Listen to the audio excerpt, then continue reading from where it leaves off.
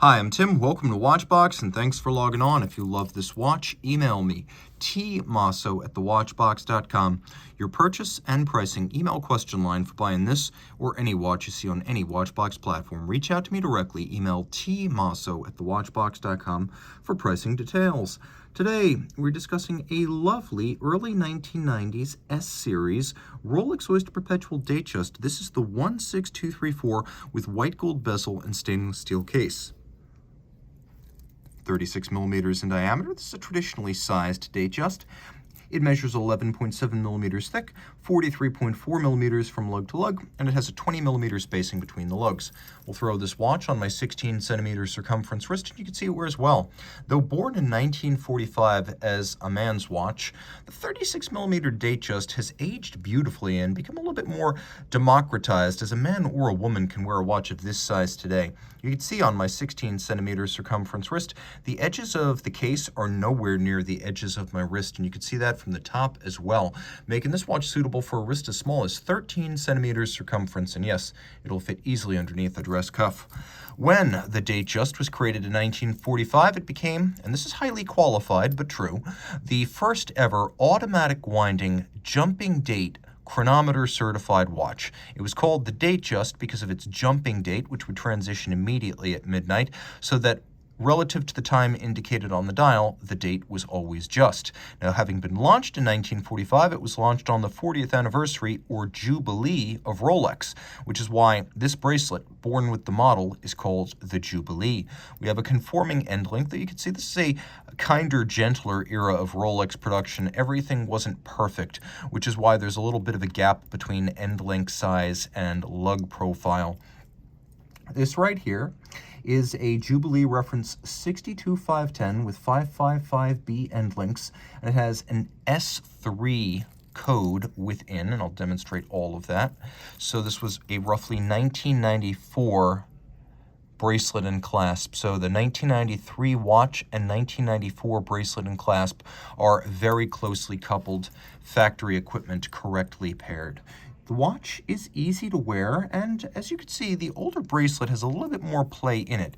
You can see that these bracelets came with quite a bit of play from the factory. They developed a little bit of stretch over time. This one still has very good structural integrity. The combination of polish and satin makes for a handsome contrast, and there was a little bit of a taper down from the end link. Removable links then and now, fixed in place using screws. And then we have a stamped clasp and a stamped single fold swing arm deployment. You can see that the definition of the 5-point coronet on the clasp remains very, very sharp. This is important as a gauge of overall condition. There are several different pairs of divots inside the stamped oyster clasp, and you can use your strap tool to dismount the spring bar and change the anchoring point to fine-tune the size. Rolling around the case, you can see back then we had holes in the edges of the lugs. The idea was you would use your strap tool to dismount the bracelet and then fit whatever bracelet or strap suited you. Today, it's almost unthinkable to dismount a Rolex from its factory bracelet, so the strap tool holes are long gone, but back in the early 90s, it was still considered a viable option for switching up the look. We have satin-finished lug hoods and polished case flanks. This is another sign of the way we were. Today, of course, the lugs are polished on their tops as well as flanks. And then we have the faceted white gold bezel, traditionally the fluting indicating the presence of yellow, rose, or white gold. Today, in the year 2022, platinum is also included. But back in the 90s, the fluted bezel always meant you were looking at gold. This is a watch in the sapphire crystal era, and although this would have been the tritium era of Rolex dials, this was a non-lumed dial, so it is both a factory correct and original to the watch. A lot of times with tritium dials from this era, it can be difficult to tell. Not difficult if the watch has a unloomed dial.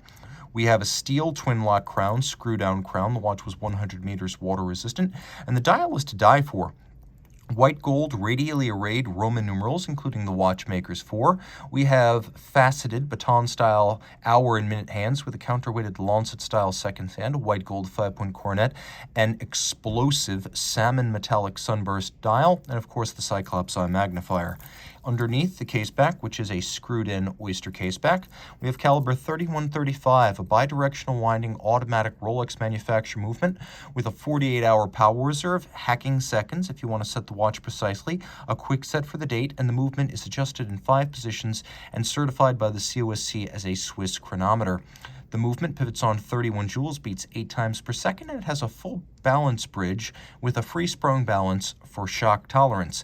It also has a handmade Breguet overcoil hairspring, so in any position on your wrist or your dresser at night, the watch will keep very even and consistent time. This can now be described as a vintage Rolex, and a lovely one, while still being new enough to wear on a daily basis. Reach out to Team Mosso at thewatchbox.com for purchase and pricing details.